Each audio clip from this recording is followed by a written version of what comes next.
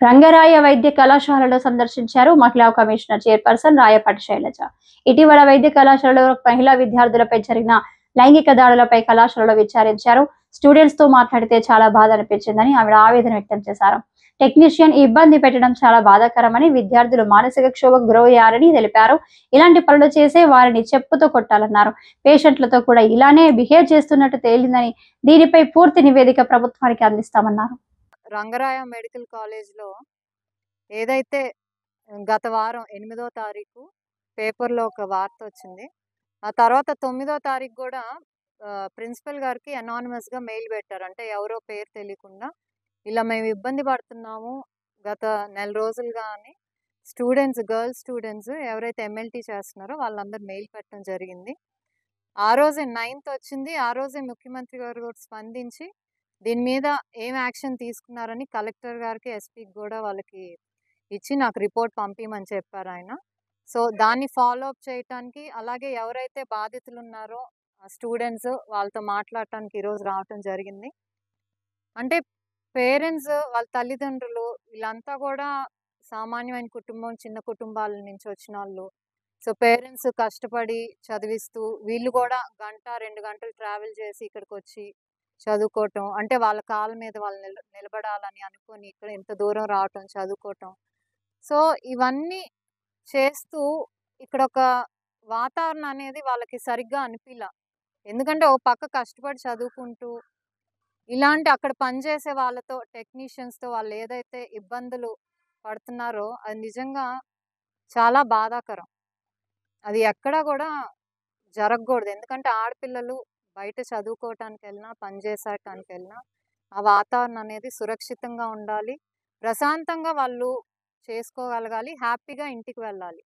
కానీ రోజు ఇక్కడికొచ్చి ఎవడో వాళ్ళని ముట్టుకొని, లేకపోతే అసభ్యకరమైన మాటలని, అయన్నీ భరించడం ఎలాంటి ఒక మానసిక క్షోభో మా అందరికి తెలుసు. ఎందుకంటే మేము ఆడవాళ్ళమే కాబట్టి. సో, వాళ్ళ బాధ నేను అర్థం చేసుకోగలను. అందుకే ఈరోజు ఆ స్టూడెంట్స్ అందరిని కలిసి అసలేమైంది, వాళ్ళేంటంటే ముందు ఎక్కడైనా అండి కంప్లెయింట్ చేయటానికి భయపడతారు. ఎందుకంటే మేము కంప్లెయింట్ చేసినా మాకు న్యాయం జరుగుతదా లేదా అనేది ఒకటి మొదటి భయం. అది ఇలాంటి కాలేజెస్‌లో అయితే ఏంటంటే భయపెడతారు వాళ్ళని. మిమ్మల్ని ఫెయిల్ చేస్తాం, మా మీద కంప్లెయింట్ పెడితే. ఆ భయంతో కూడా చాలామంది ముందుకు రారు. సో, ఏదైతే ఈ టెక్నీషియన్ ఉన్నాడో అది అతని మీద ఇప్పుడే కాదు, ముందు నుంచి జరుగుతూనే ఉంది. అంతకుముందు పాస్ ఔట్ అయిన బ్యాచ్ గానివ్వండి, వాళ్ళ మీద కూడా జరిగింది. కాకపోతే వాళ్ళెవరు కూడా ధైర్యంగా వచ్చి చెప్పలే. ఎందుకంటే భయం వలనో, లేపోతే ఆ ఫోటోస్ మేము 10 మందికి పంపిస్తాం. ఇది అది కామన్ అయిపోయింది. ఇప్పుడు ప్రతి ఒక్కడేంటంటే ఒక ఫోటో తీసేసి దీన్ని సోషల్ మీడియాలో పెడతాం, నువ్వు మా మీద చెప్తే అనేది బెదిరించడం చాలా తేలికైపోయింది. దానివల్ల కూడా ఆడపిల్లలు భయపడి కూడా చెప్పట్ల. సో, ముఖ్యంగా ఇప్పుడు బయటపడింది ఎందుకంటే వాళ్ళు ధైర్యంగా ముందుకొచ్చి చెప్పారు. సో, ముందు దానికి వాళ్ళని అభినందించాలి. ఎవరు గూడా మనకిష్టం లేని ఒక వ్యక్తి మనల్ని ముట్టుకుంటే, మనం భరించాల్సిన అవసరం అయితే లేదు. అక్కడే కుదిరితే చెప్పు తీసుకొని కొట్టాలి వాడిని. కుదిరితే. లేపోతే మనకక్కడ టీచర్స్ ఉంటారు, ప్రొఫెసర్స్ ఉంటారు, మన ప్రిన్సిపల్స్ ఉన్నారు, వీళ్ళందరూ ఉన్నారు. వాళ్ళ దగ్గరికెళ్ళి చెప్పాలి. సో, అంతకుముందు ప్రొఫెసర్స్‌కి చెప్పారు. ఇప్పుడే గాదు, 2, 3 మంత్స్ ముందు గూడా చెప్పారు. సో, వాళ్ళని ఆ ప్లేస్ నుంచి మార్చారు వేరే పోస్టింగ్‌కి. అతనికి వార్నింగ్ ఇచ్చారు. సో, వార్నింగ్ ఇచ్చినా గూడా అతనేంటి భయపడలా. ఇంకా కంటిన్యూ చేస్తూనే ఉన్నాడు. ఎందుకంటే వార్నింగే గదా! ఏమవుద్దనుకున్నాడు. అండ్ మాకు స్టూడెంట్స్ చెప్పిందంటే ఏంటంటే, పేషెంట్స్‌తో గూడా ఇతను ఇలానే బిహేవ్ చేస్తాడని. కొంచెం చక్కగా ఉన్న పేషెంట్స్‌తో అయితే వాళ్ళతో ఒకలాగా వ్యవహరిస్తాడు. సో, అదే విధంగా ఇలా స్టూడెంట్స్‌ని గూడా ఇబ్బంది పెడుతూ ఉన్నాడని. సో, మొత్తానికి వాళ్ళు భరించి చివరికి ఐ థింక్ ఇంకా మేము కాలేజ్‌కెలా వస్తాం, లేకపోతే పోస్టింగ్స్‌కెలా వస్తాం ఇలాంటి వాతావరణంలో, ఇది మళ్ళీ ఇంకొకళ్ళకి జరగకూడదనే ఉద్దేశంతో వాళ్ళందరూ ధైర్యంగా వచ్చి, వాళ్ళు 8థ్ వాళ్ళ హెచ్ఓడికి కంప్లెయింట్ చేయటం, ఆ తర్వాత 9థ్ మెయిల్ పెట్టడం ఇవన్నీ జరిగింది. వెంటనే ఆ రోజే 9థ్ జులై ఏదైతే మెయిల్ వచ్చిందో వెంటనే వాళ్ళు ఇంటర్నల్ కంప్లెయింట్ కమిటీస్ అని ఉంటాయి. ప్రతి కాలేజ్‌లో అకార్డింగ్ టు యూజీసీ గైడ్‌లైన్స్ ఎక్కడైతే 10 మంది కంటే ఫీమేల్స్ ఎక్కువుంటారో, ఆడవాళ్ళు ఎక్కువుంటారో, ఈ కమిటీస్ అనేది ప్రతి ఒక్క చోట ఉండాలనమాట. సో, ఆ కమిటీ ఉండటం ద్వారా దాంట్లో ఏంటంటే 11 మెంబర్స్‌లో 50% కంటే ఎక్కువ ఆడవాళ్ళుండాలి. ఎందుకంటే ఎక్కువ సాధారణంగా ఆడవాళ్ళు ఎక్కువ కంప్లెయింట్ చేస్తుంటారు కాబట్టి భయపడకుండా. సో, ఎంక్వైరీలో వాళ్ళకవన్నీ గూడా నిజమని చేరింది. దాదాపు 55 స్టూడెంట్స్ వచ్చి వీళ్ళు ఫార్మ్స్ ఇస్తే దాని మీద అంతా కూడా ఏం జరిగిందో అదంతా చెప్పారు. అలాగే teaching staff, non teaching staff కూడా ఒకళ్ళిద్దరు ఎవరైతే కంప్లైంట్స్ రిసీవ్ చేసుకున్నారో వాళ్ళు కూడా ఇలా జరిగిందని చెప్పారు. సో ఆ రోజే కేసు ఫైల్ అవటం, ఎఫ్ఐఆర్ అవటం జరిగింది. వాళ్ళని రిమాండ్‌లోకి తీసుకోవటం జరిగింది. గా ఉంటారనేది ఎందుకు చెప్పారని. అంటే హీ మెంట్ అంటే నాకు అర్థమైంది చెప్తాను. యూజువల్లీ ప్రాక్టికల్స్‌లో ఏంటంటే థియరీ ప్రాక్టికల్ ఓ పర్సెంటేజ్ ఆఫ్ మార్క్ క్యారీ చేస్తది. అది ఏంటంటే టెక్నీషియన్స్ హెల్ప్ మీద డిపెండ్ అవుతది. ఇప్పుడే కాదు, అది ఎంబీబీఎస్ వాళ్ళ టెక్నీషియన్స్ మీద ఎందుకు చెప్పరంటే, రేపు ఎగ్జామ్ టైమ్‌లో ఆ హెల్పింగ్ ఏదన్నా చేయరేమో, మాకేమన్నా మార్క్స్ తగ్గిపోయి భయం అందరిలో. అదే చెప్తున్నాం గదా! కాలేజు, స్కూల్స్‌కొచ్చే వరకేమో ఫెయిల్ అయిపోతామనే ఒక భయం. అదే ఆఫీస్ లెవెల్‌లో గాని, వర్క్ ప్లేస్ లెవెల్‌లో జరిగితేనేమో ప్రమోషన్స్ రావేమో అనే భయం. బికాజ్ మా దగ్గరికొస్తాయి కేసెస్. మమ్మల్ని ఇలా హెరాస్ చేస్తున్నారండి.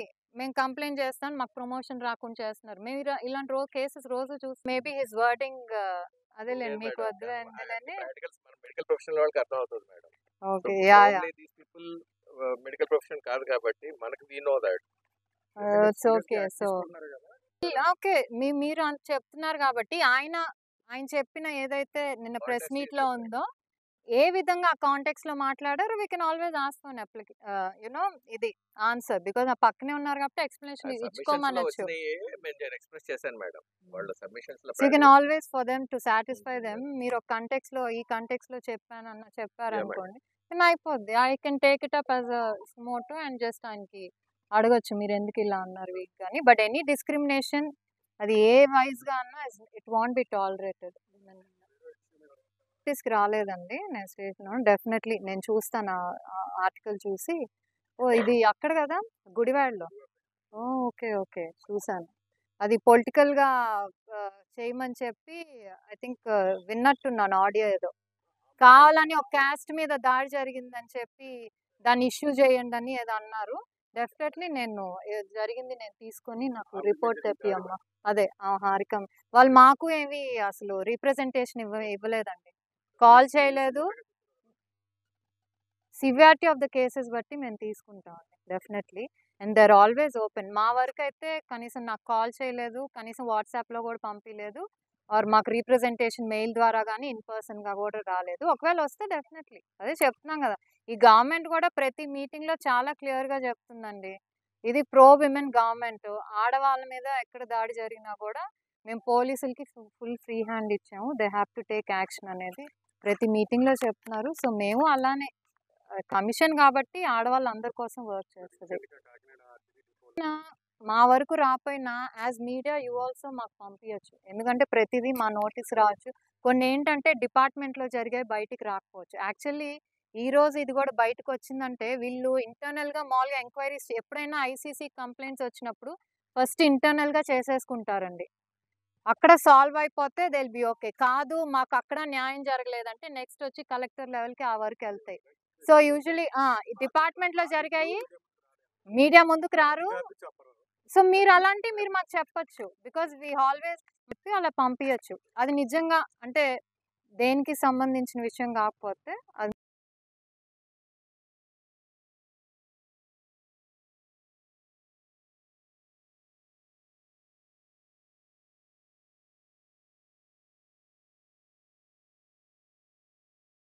ఇచ్చారు. ఇప్పుడు ఏదైనా అప్పుడు ఓరల్‌గా చెప్పారు.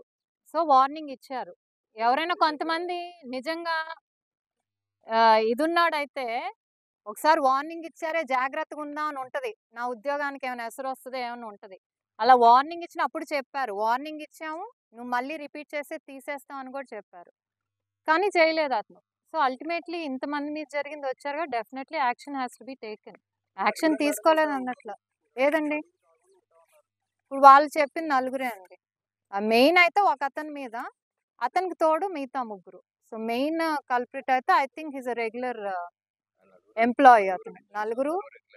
నలుగురు regular employees. So definitely action has to be taken. Rules base చేసో ఏది బేస్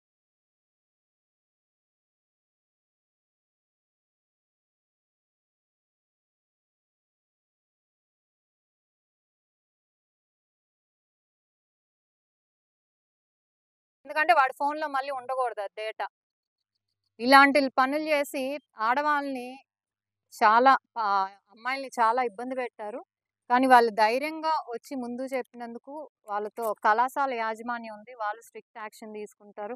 అలాగే పోలీస్ డిపార్ట్మెంట్, ఎస్పీ సార్ కూడా ఐ థింక్ వెరీ పర్టికులర్‌గా న్యాయం జరిగేలా చూస్తా అన్నారు. కలెక్టర్ గారితో వీళ్ళందరితో కూడా మాట్లాడటం జరిగింది.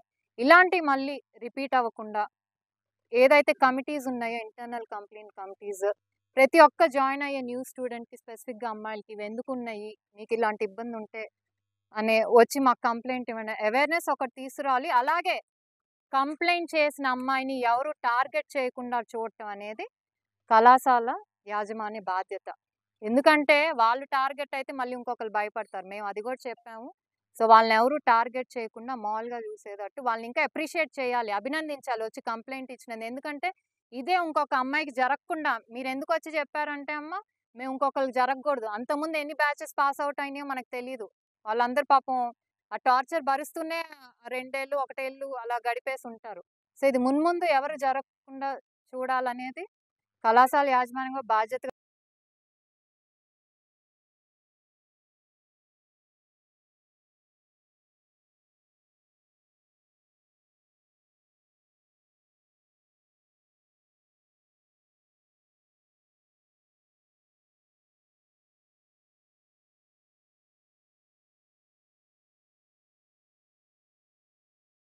ఫీమేల్స్ ఎక్కువ ఉంటారో డెఫినెట్లీ అన్ని చోట్ల కమిటీస్ అనేది ఉంటాయి.